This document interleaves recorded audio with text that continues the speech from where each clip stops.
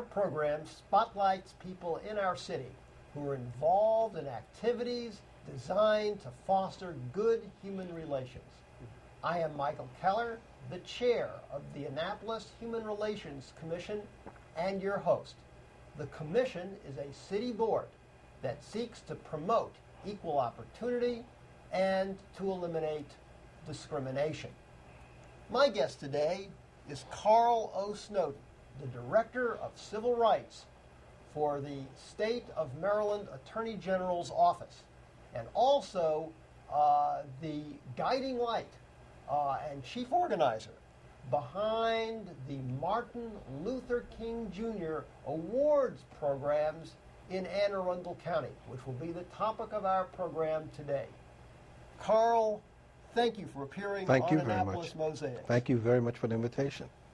Well, how long have you been involved in the organizing of the Martin Luther King Jr.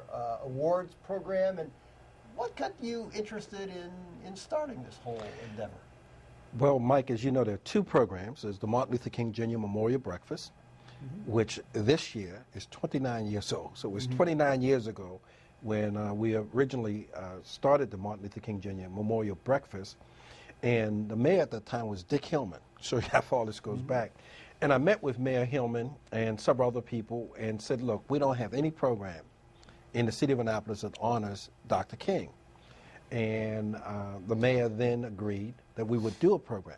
Now, what people have to remember is this is before Dr. King's birthday was a national holiday. His birthday became a national holiday in, I believe, 1987 or 83. President Reagan signed the bill. So this was prior to that. So we decided to have this celebration. We started having the Martin Luther King Jr. Memorial Breakfast in the city of Annapolis. So many people responded to the breakfast.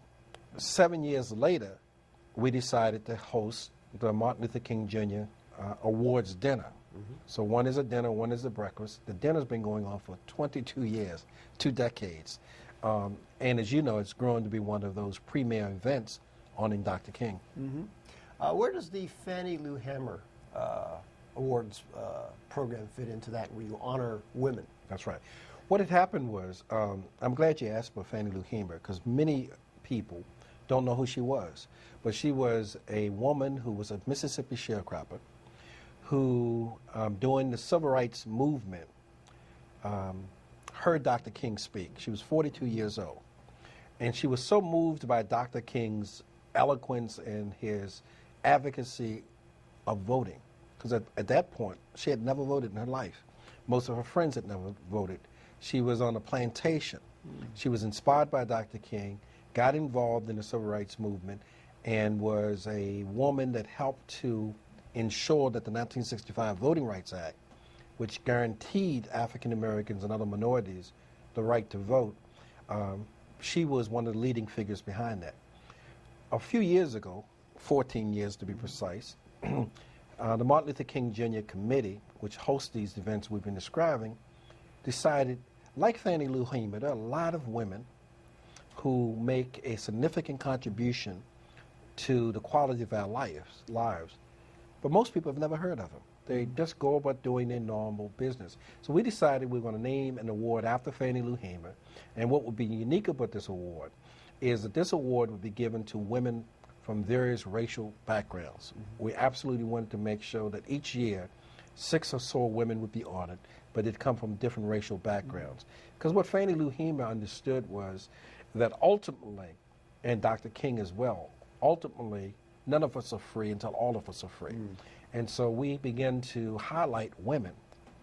Some women are household names, but many of them, most persons have never heard of. And we did that purposely, because like Fannie Lou Hamer, we wanted to be able to demonstrate you don't have to be a household name to make a difference. And so we've been doing it for 14 years. These programs have really grown, haven't they? Yeah.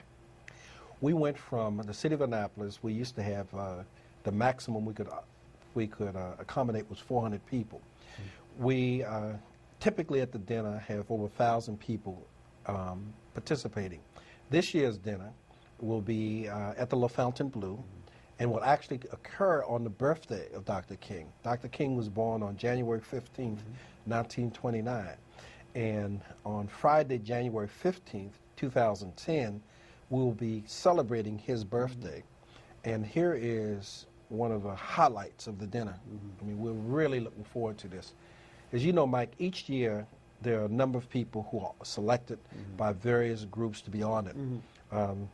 Peace Action, for example, has a recipient, Linda Deming, who will be honored at the dinner. Vince DiMarco will be honored at the dinner. But the one that I think most people will know will be at this year's dinner, 2010, receiving the Morris H. Blum Humanitarian Award will be President Barack Obama.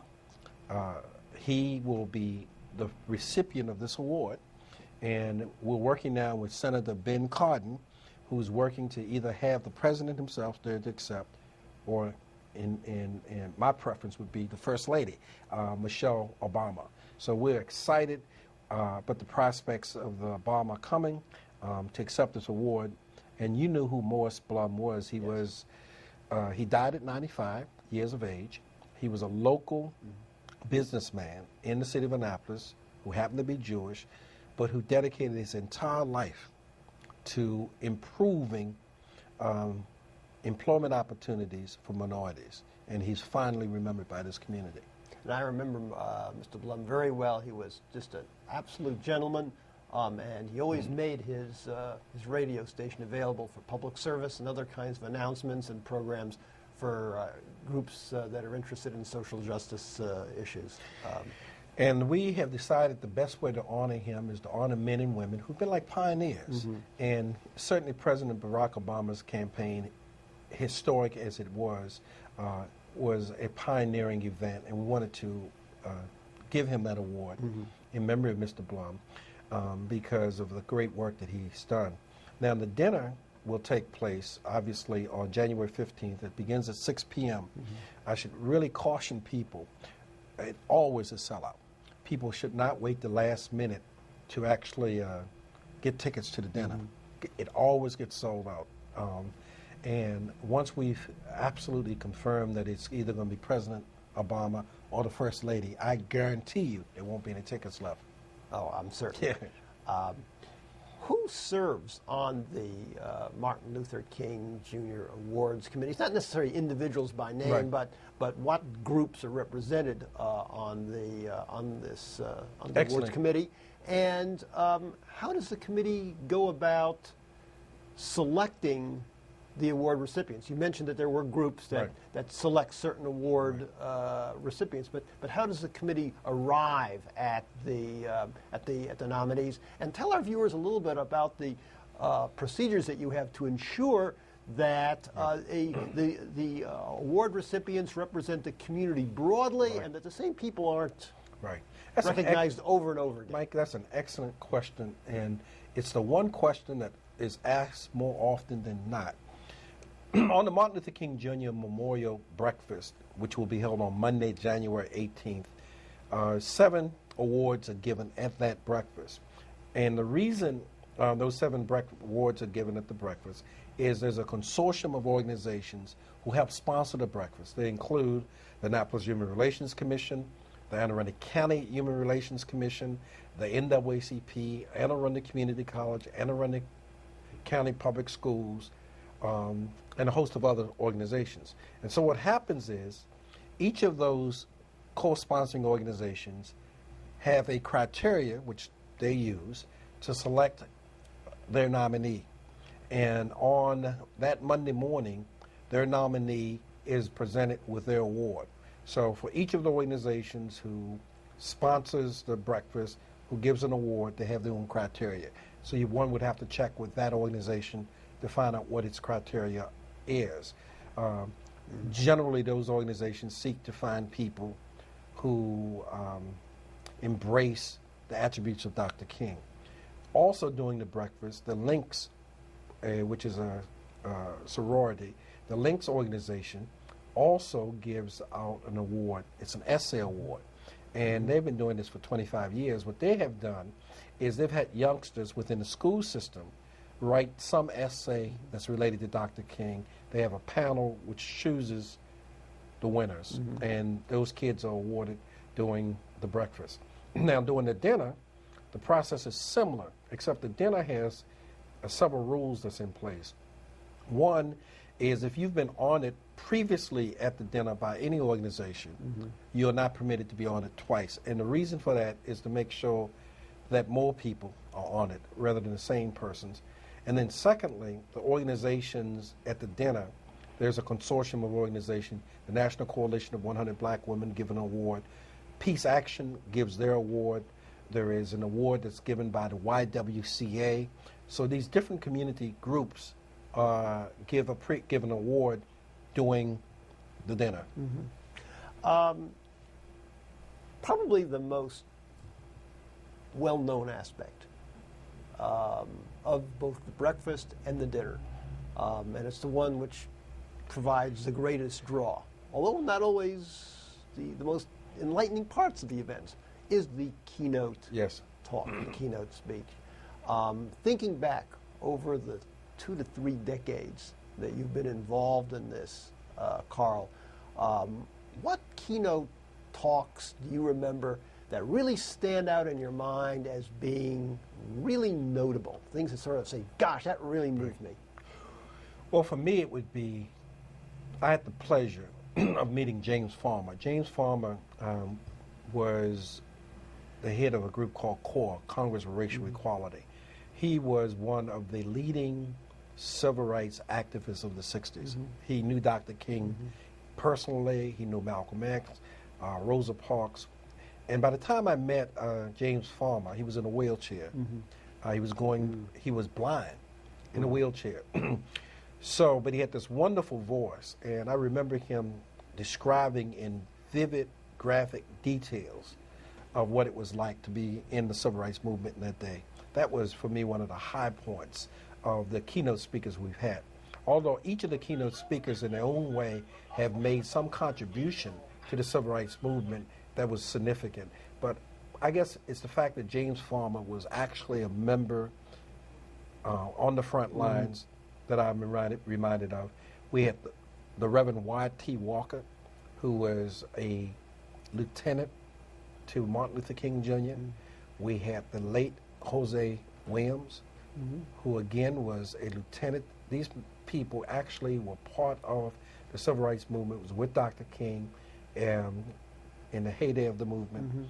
So those individuals, I thought, brought a special and uniqueness to it. Okay.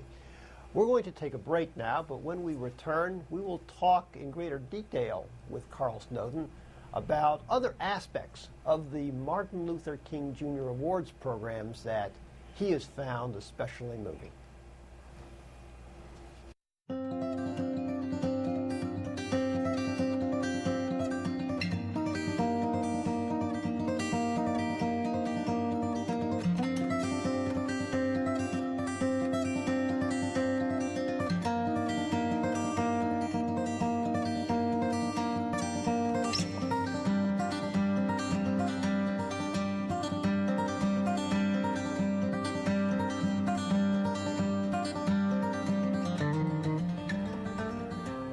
Talking today with Carl Snowden, the Director of Civil Rights for the Maryland State Attorney General's Office and the organizing genius behind the Martin Luther King Jr. Awards program in Anne Arundel County. Carl, over the time that you have coordinated these excellent events, could you share with our viewers some highlights of aspects of the programs, not necessarily the keynote talks, but just aspects of the programs that you have found to be very, very meaningful to you and really stuck in your memory? Well, I'm going to give you one that comes to mind now. This year, we intentionally selected as the keynote speaker Donna Edwards. Congresswoman Edwards is the first African American to be elected from the state of Maryland to the House of Representatives. But that's not why she was selected. She was selected because she's the only congressional representative from Maryland that voted against President Barack Obama's efforts to expand the war in Afghanistan. Now, that may sound bizarre that we would select someone of that nature, but it's not. Because in the finest tradition of Dr. King, oftentimes people associate Dr. King with just the civil rights movement. He was far more concerned about social justice than just with the issue of voting rights or there was citizenship of citizens.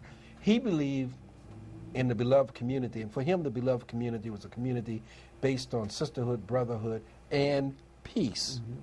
He often said that the absence of war is not the same thing as justice. And so when Congresswoman Donna Edwards speaks, she'll be speaking from that tradition, challenging the nation to be better than it has been, and reminding all of us that if Dr. King was alive today, the kind of issues he would be addressing are the systemic issues, militarism, racism, the kinds of issues that have impeded not only our nation, but the world. And that leads us into, I guess, my next focus, and that is on Dr. King and his legacy. The historian Taylor Branch has described Dr. King as a transformational figure in U.S. history, akin to Washington, Lincoln, and F.D. Roosevelt. Of course, those first three were presidents. King was not, but but Mr. Branch, I think correctly, has identified King as being in that caliber of individuals and having an enormous impact on U.S. history. What would you identify as Dr. King's greatest legacies?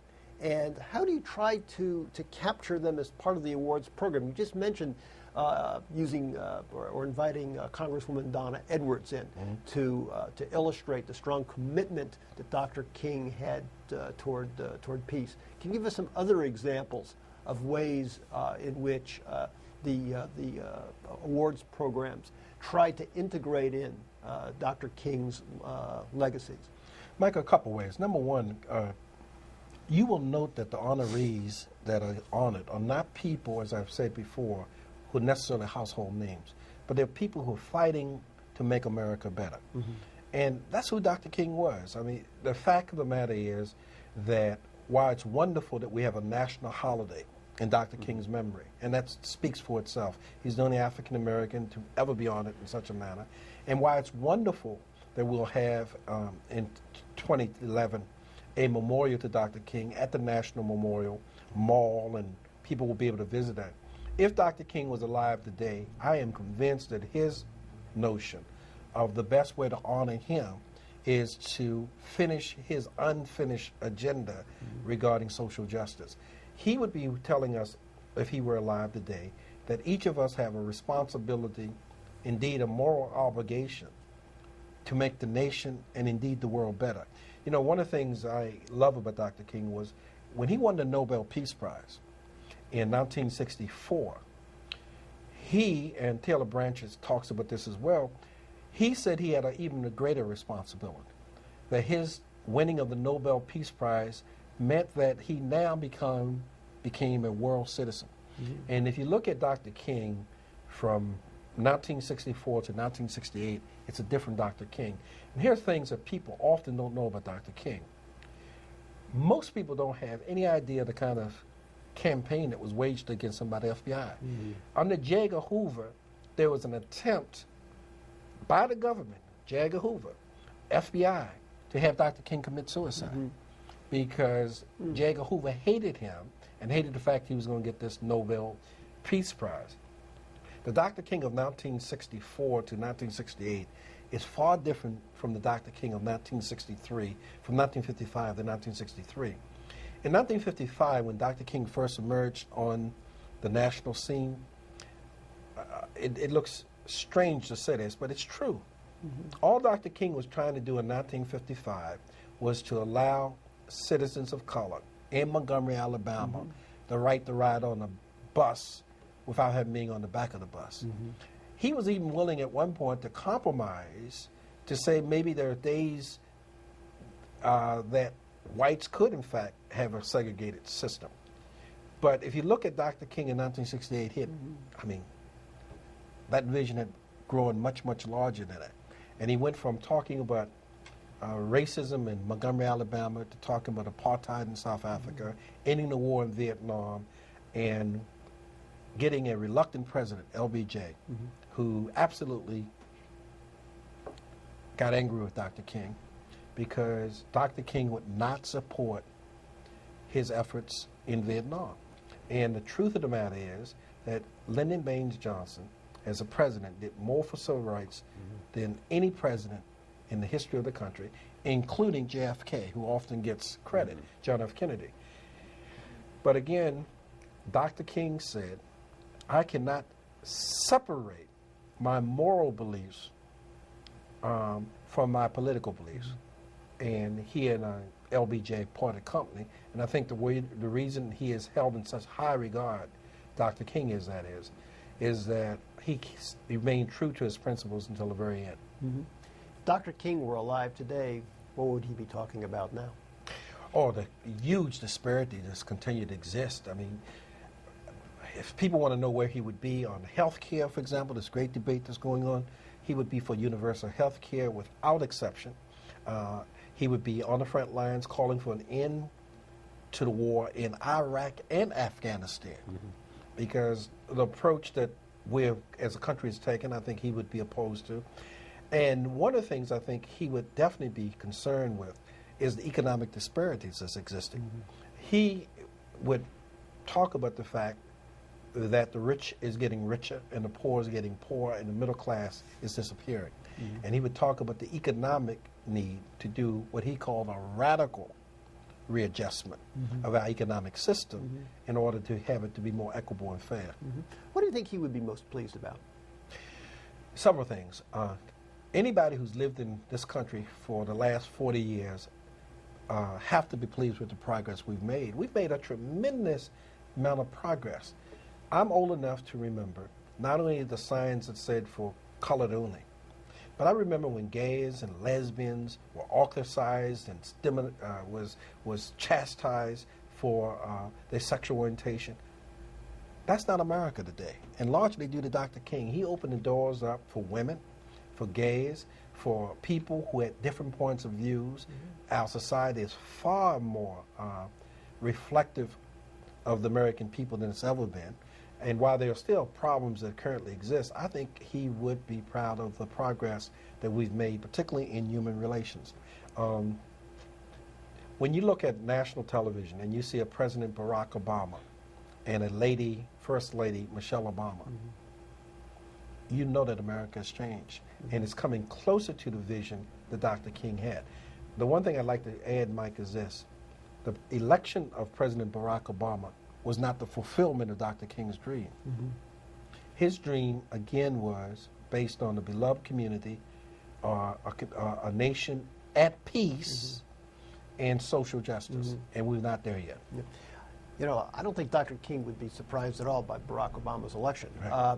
In a 1965 interview, he was actually asked, I believe by Harry Reasoner, or Roger Mudd, one of the two, asked him that question, and he predicted that there would be an African-American elected president probably about 25 years from now. He was a little bit off, but not too far off.